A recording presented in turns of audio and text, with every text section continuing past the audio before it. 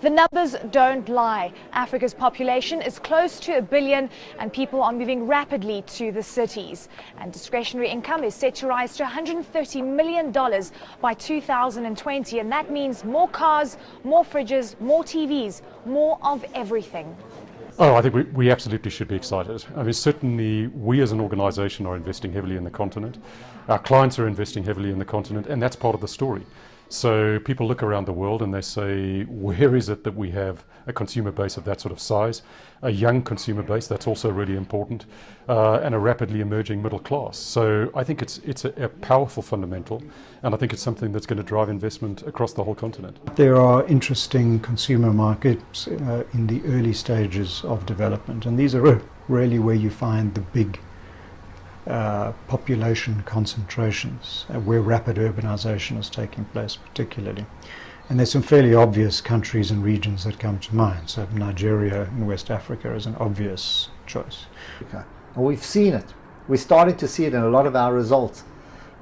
Whether it's our retailers, you can see the movements, whether it's our food manufacturers, whether it's cell phone companies like MTN or Vodafone, Vodacom.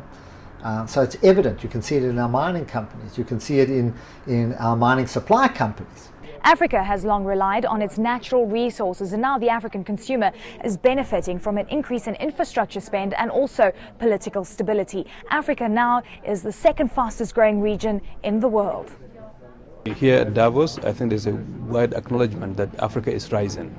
I think we're the optimistic first of the earth, really, because at the same time Europe is struggling, other parts of the world are struggling, but there's a sense that in fact there's momentum beginning to build in Africa. There's an issue of African integration, there's an issue of stronger leadership, stabilization of governance and all of that, and within that you have the demography behind it, with millions of people in Africa coming into the job market, with a rising middle class, with the purchasing power of households. Certainly we're on the verge of transformation in terms of the African continent, and the consumer, obviously the taste of the consumer will also reflect that rise in income.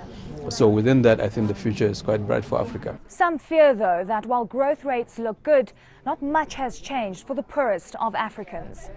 What's the point in South Africa or Nigeria growing if it's not helping the people of those countries? So that's why I said, what is the meaning of macroeconomic growth if it doesn't translate into real benefits for the majority of the population? Either way, growth in Africa has increased exponentially than just a decade ago.